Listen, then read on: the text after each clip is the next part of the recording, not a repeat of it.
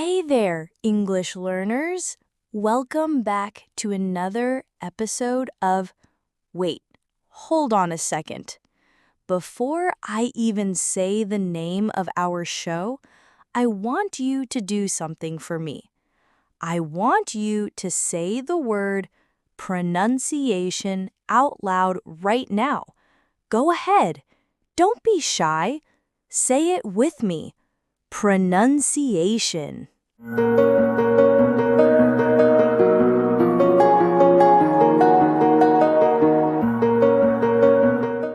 Now, here's the million-dollar question.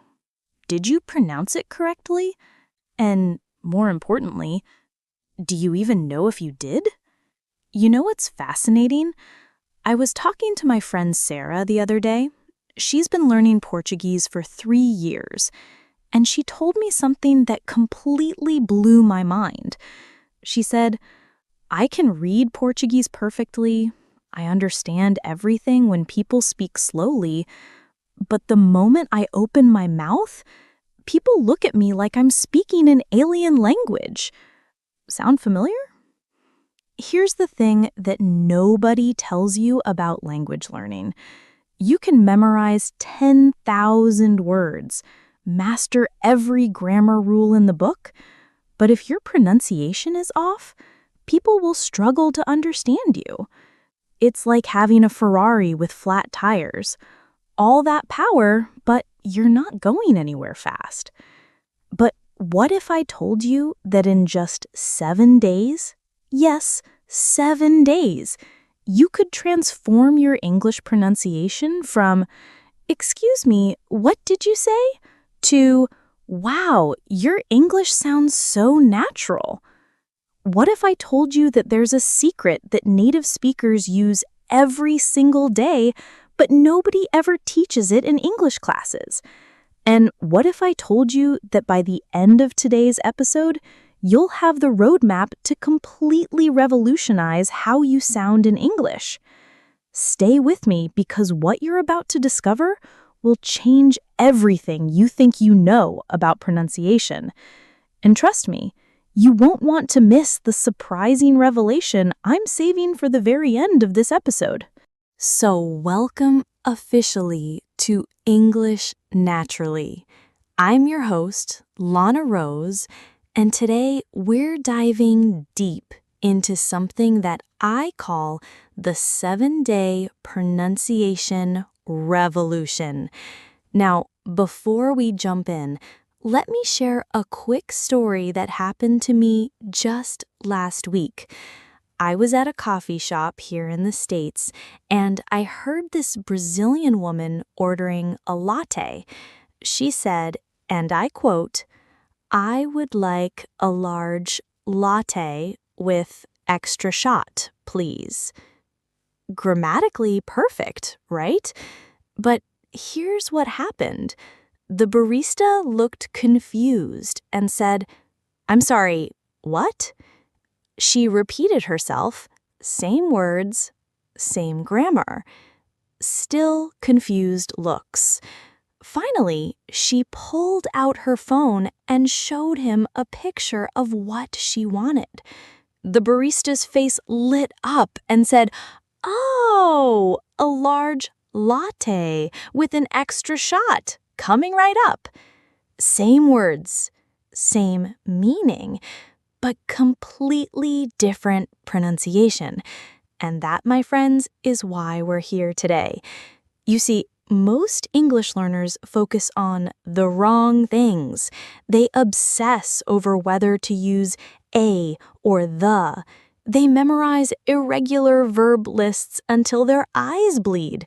But they completely ignore the one thing that actually determines whether people understand them or not: how they sound. Let me ask you something personal. When you speak English, do you think in Portuguese first and then translate? Be honest. Of course you do. We all do it when we're learning. But here's the problem with that approach. And this is going to sound a little controversial. Your mouth is still speaking Portuguese, even when your brain is thinking in English. What do I mean by that? Well, every language has its own rhythm, its own music, its own way of moving the tongue and lips. Portuguese has this beautiful flowing rhythm.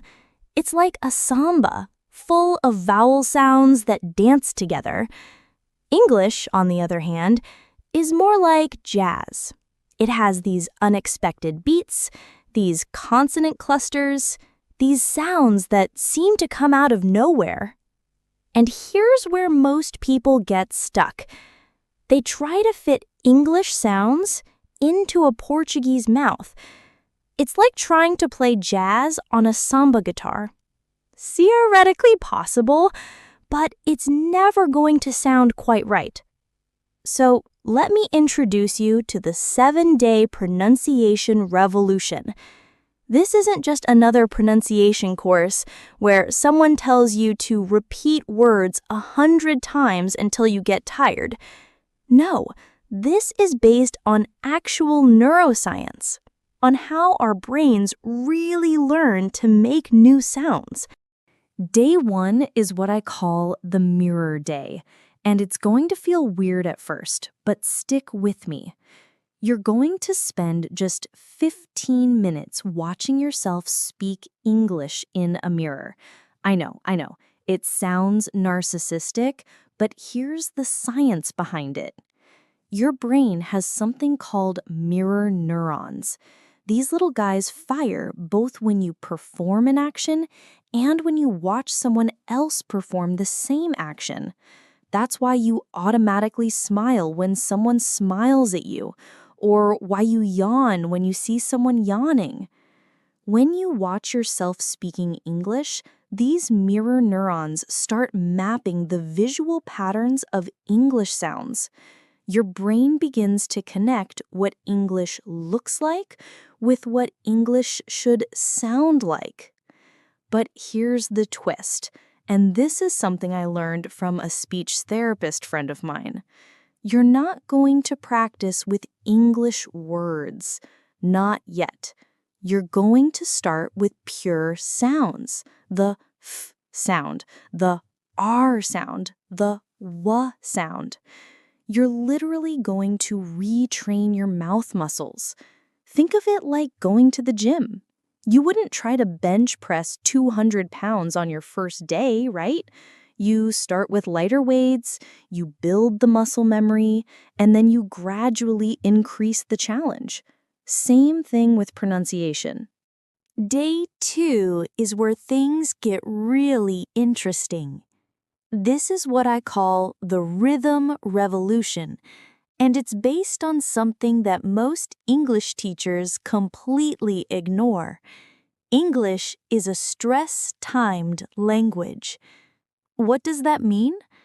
In Portuguese, every syllable gets roughly equal time. It's like a steady drumbeat. Da, da, da, da, da. But English is like a jazz drummer having a conversation with a classical pianist.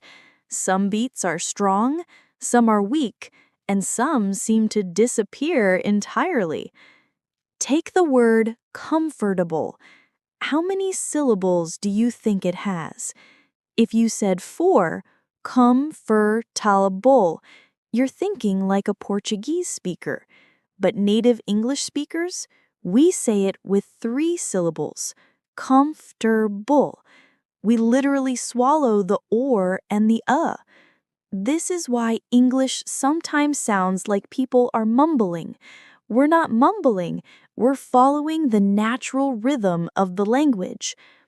And here's the secret. Once you master this rhythm, people will think your English sounds natural, even if you make small pronunciation mistakes. So, on day 2, you're going to practice with something I call rhythm shadowing. You'll find a piece of audio, could be a podcast, a TV show, whatever, and you're going to hum along with it. Yes, hum. You're not trying to say the words, you're trying to capture the music of English. I remember when I was learning Spanish, my teacher had us do this exercise where we had to clap along to Spanish songs before we ever tried to sing the lyrics. It's felt ridiculous at first, but after a week, something clicked. The rhythm of Spanish became natural, and suddenly I could hear where the stress was supposed to fall. Day 3. The Vowel Revolution. Now we get to day 3. The Vowel Revolution. This is where most Brazilian English learners either break through or break down. And I'll tell you why. Portuguese has what? 5 vowel sounds? A, E, I, O, U. Clean, pure, beautiful sounds. English has, well, depending on the dialect, anywhere from 12 to 20 vowel sounds. And here's the kicker. We write many of them with the same letters. Take the letter A. In Portuguese, A always sounds like ah. Simple, right? In English, that same letter can sound like the A in cat, the A in father, the A in cake, the A in about. I could keep going, but I think you get the point. This is why so many Brazilians pronounce cat and cut exactly the same way. In their minds, both words have the same vowel sound, but to a native English speaker, these are completely different sounds. Here's a story that perfectly illustrates this. I once had a student, brilliant guy, worked in IT, spoke 3 languages, but he kept getting into trouble at work because people couldn't understand him on conference calls. His grammar was perfect, his vocabulary was advanced, but his vowel sounds were all over the place. We spent just 1 week working exclusively on vowel sounds. Not grammar, not vocabulary, just vowels. The difference was night and day. His colleagues started commenting on how much clearer he sounded. His confidence skyrocketed, all because we fixed his vowels. So on day 3, you're going to learn what I call the vowel mapping technique. You'll take the 5 Portuguese vowel sounds that you know perfectly and learn exactly which English sounds they correspond to. Then you'll learn the new English vowel sounds, the ones that don't exist in Portuguese. Day 4. The Consonant Challenge. Day 4 brings us to the Consonant Challenge, and this is where we tackle the sounds that probably keep you up at night, the dreaded th, the rolling R, and the mysterious difference between B and V. Let me tell you about Maria. Maria was a doctor from Sao Paulo who moved to Boston. Brilliant woman, saved lives, but she was terrified of ordering food at restaurants. Why? Because every time she said, "I'll have the fish," it sounded like, "I'll have this fis." The waiter would look confused, she'd get embarrassed, and she'd end up pointing at the menu instead of speaking. One day, Maria came to me and said, "I need to fix this th sound or I'm going to go crazy." So we worked on it. But here's what's interesting. We didn't start with words. We started with air. The th sound isn't really about your tongue position, although that's important. It's about airflow. It's about creating a tiny, controlled stream of air between your tongue and your top teeth. Once Maria understood that it was an airflow sound, not a tongue sound, everything clicked. Within 2 weeks, she was confidently ordering thick crust pizza with 3 different toppings. The confidence boost was incredible. But the th sound is just the beginning.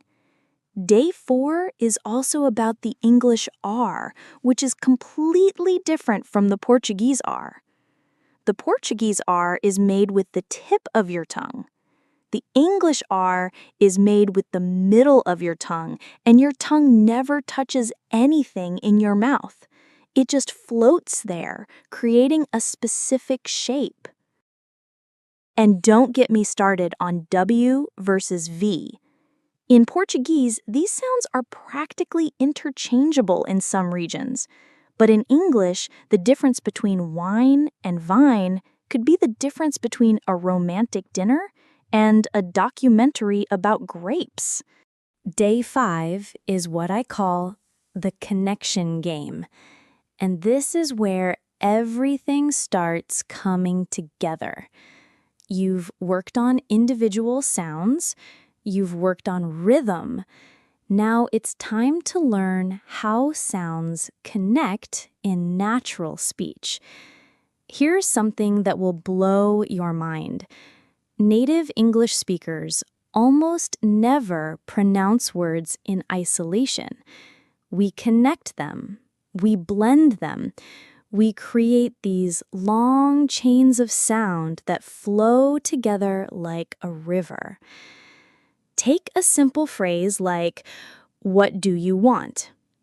A textbook would tell you to pronounce each word separately. What do you want? But that's not how we say it. We say something that sounds more like, "What do you want?" It's all connected, all flowing together.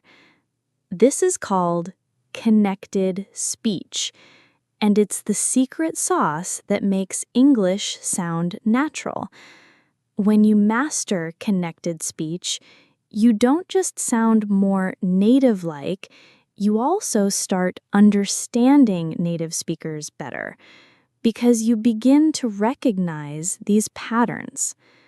I remember watching a Brazilian student have this amazing breakthrough moment during a connected speech exercise. She was practicing the phrase, "I'm going to go to the store," and for weeks she had been saying each word separately. But then one day it just clicked. She said, "I'm going to go to the store," with this perfect, natural flow. The smile on her face was priceless. Day 6 introduces something that most pronunciation courses completely ignore: the emotion factor. English isn't just about making the right sounds. It's about making them with the right feeling. Let me explain what I mean. In Portuguese, you can say, "Que legal," and depending on your tone, it could express genuine excitement, mild interest, or even sarcasm. English works the same way, but the tonal patterns are different. When Americans say, "That's great," with genuine excitement, the word "great" goes up in pitch and gets longer. When we're being sarcastic, "great" stays flat or even goes down.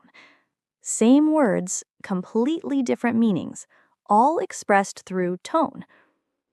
But here's where it gets tricky for Portuguese speakers.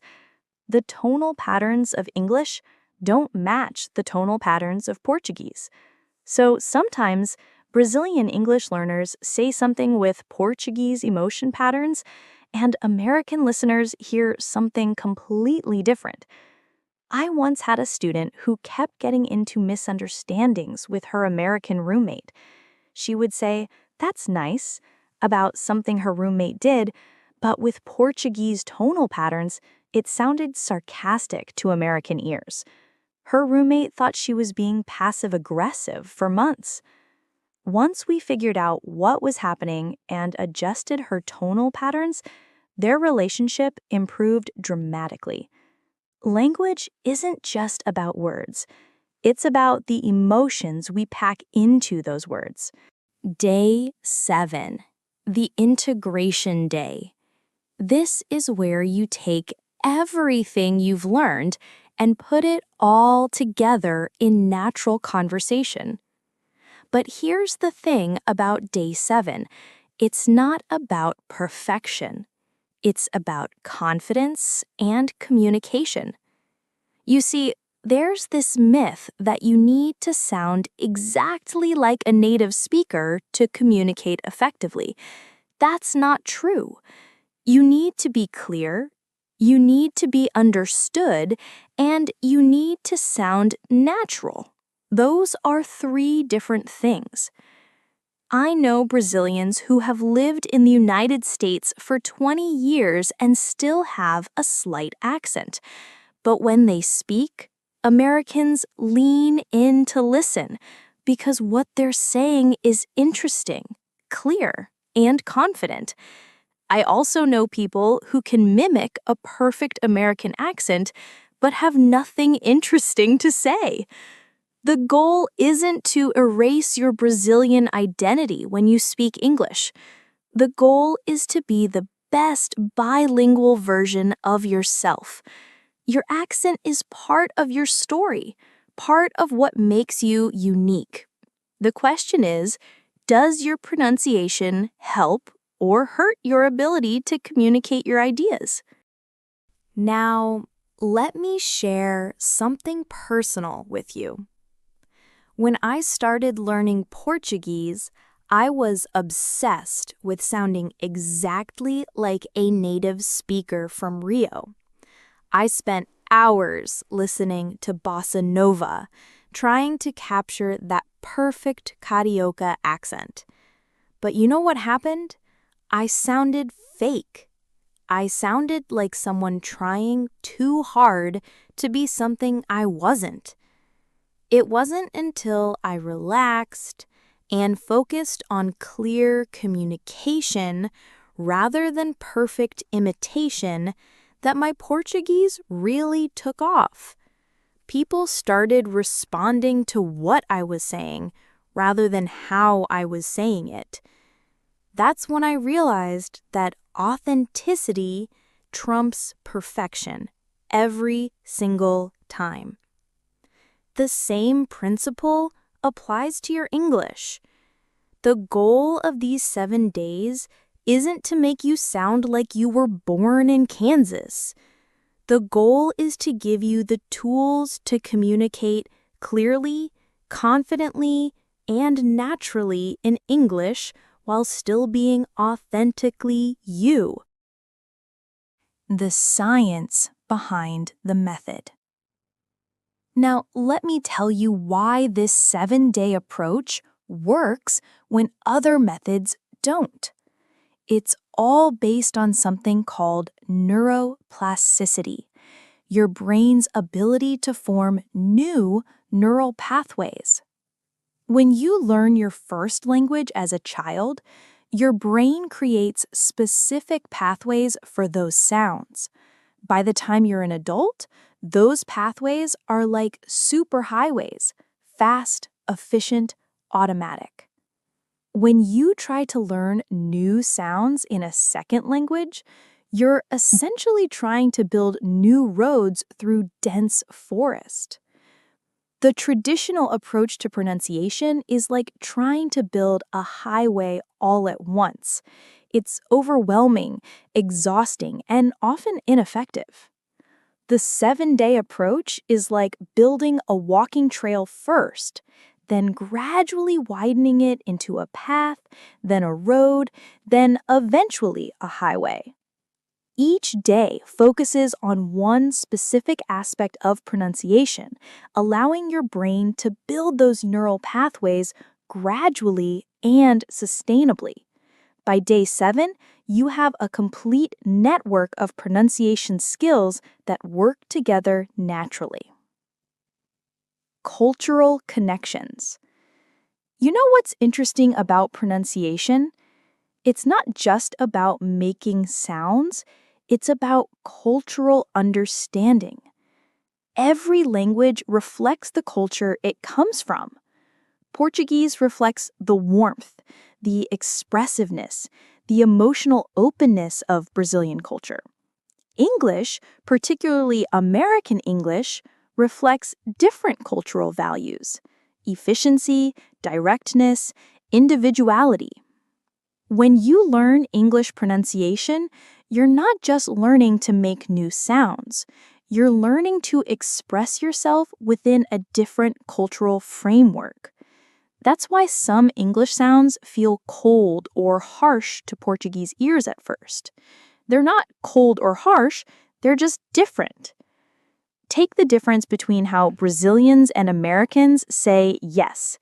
In Portuguese, sim has this warm, open vowel sound. It feels welcoming. In English, yes is quick, efficient, decisive. Neither is better or worse, they just reflect different cultural approaches to communication.